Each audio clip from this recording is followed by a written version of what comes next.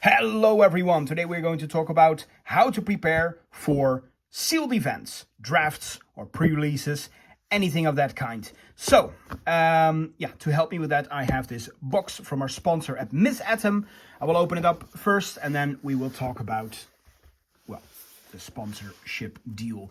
So, here we have beautiful art. You can actually use this, to sort out your cards while doing the pre-release or the draft and anything like that. Very nice looking. It feels like good quality as well. It has a compartment for your deck. It has a fold out part for the counters, anything like that. An extra little box as well. And it folds up quite nicely and it's quite sturdy as well. So if you would like one of these boxes, and they have multiple different styles and versions, but I loved this inner art over here. Really enjoyed it. You can go and click the link in the description down below, visit mythatom.com and use the promo code AllaboutTCGs to get 10% off your order.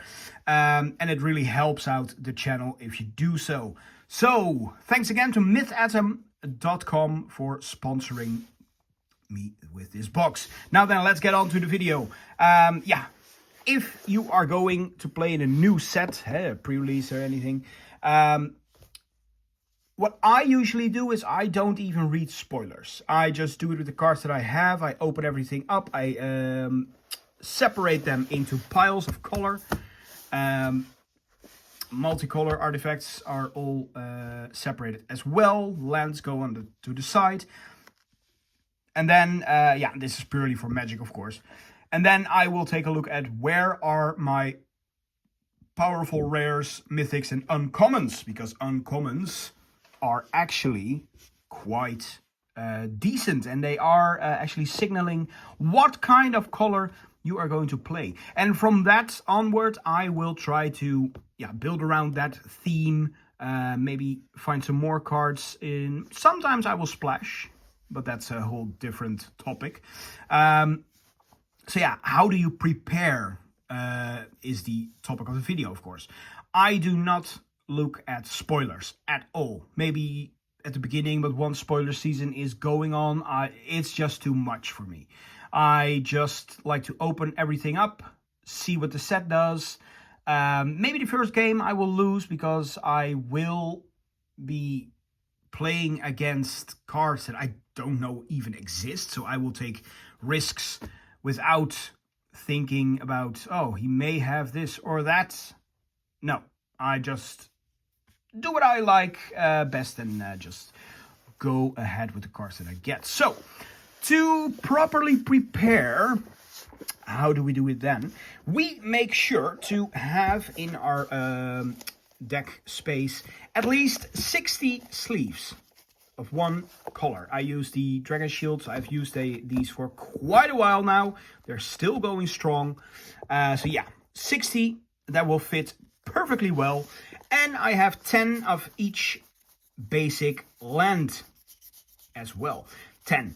I have noticed I never needed more than 10 of one kind because I never play or never was able to play monocolored. I was never able to play monocolored. So I have 10 of each land. That's more than enough. If you need more lands for some reason or another, well, you can always get them from the packs that you open, or most places will have a land station. However, if you feel like you need more lands constantly, you can add them here. There's plenty of space in here. Even if you draft, even if you have sealed, 6 packs worth of cards will fit in here perfectly well. So, that being said, more generic stuff. Make sure you have enough dice. I will take the camera here. Come on.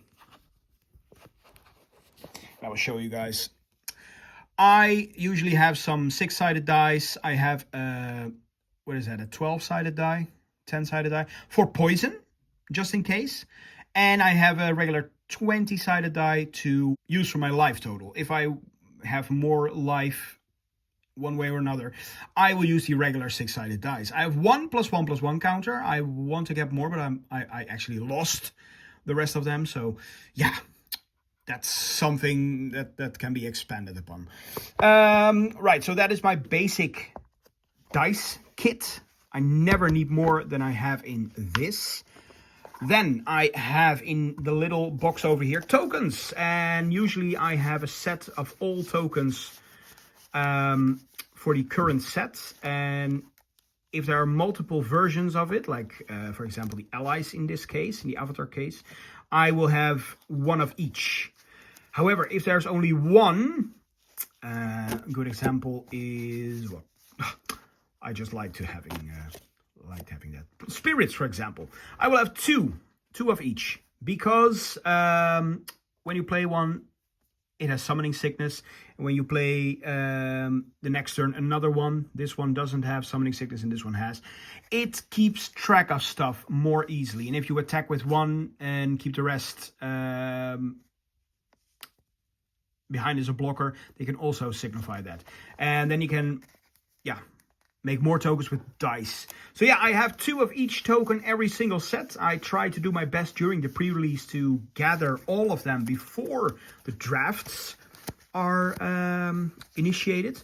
Now then I only miss the treasure / Maridlage token, but yeah, that's something that you won't be encountering in a draft. Now, if you are going to play Chaos and you know that, you can still bring these along, but there is still plenty of room each and every set to bring some generic treasure tokens, clue tokens, food tokens, copy tokens, goblins, elves, whatever you need. Yeah, just figure out what the sets are going to be in Chaos or what your store has to offer, and then you can fill it up to whatever you need. Or those handy right on cards, those white cards. You can do that as well. However, the pen, it doesn't fit anywhere. Too bad. It's just a little bit too big. Right, so that is basically how I prepare for drafts in Magic, and that is actually everything that you need. I have never seen a moment that I need anything else. Counters like stun counters or indestructible counters in this set as well. I have never had a moment where I needed to get that. No, I just I make sure to mark it correctly. Like stun, you can actually turn it all the way upside down, and then during untap, just 90 degrees untapping until it is back online.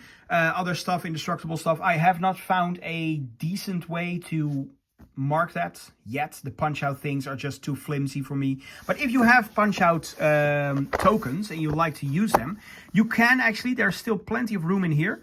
You can fill it up with that. I mean, if you see it, the height difference is still there to accommodate for those kind of tokens. Now then, if you are playing Star Wars, for example, because this is Magic oriented, you will still have your sleeves in here. About the same amount, I would say. And in this one, you can have some bases as well that you like to play with. Some generic bases, because, yeah, you can use all of them. I have an, I don't have my Star Wars box with me right now. But I actually have one of each. One of each base, because you can go back and pick a base from a different set. Because I like it for aesthetical reasons. Of course, you cannot use the Force bases in the current set, but yeah. Just in case, I have that in there as well. No rare bases, of course. In this one, you can also do some tokens, experience, shielded, TIE Fighter, X-Wing, clones, spies, whatever. And in this one, you can use the tokens that you actually need for Star Wars. So you can basically accommodate to whatever card game you are playing. For Pokemon as well, you can just switch it up. Sleeves, energies, maybe your energies in the other box, because there are more energies in Pokemon than there are lands in Magic. So yeah, maybe you want your energies in here. And of course, dice in that box as well. So it's very multifunctional, and I really like that it flips out like this. It's really, really satisfying for me. That it's all, it all fits in one box. So yes, if you want to play sealed tournaments, you need to be prepared. And to do that, this box is your friend. Yeah, so you can visit mythatom.com, visit the link, follow the link in the description down below, and then you can go and grab that 10% off with my code, all about TCGs. Just use the code, it will help the channel, it will give you some discount. Everyone is happy. Yes.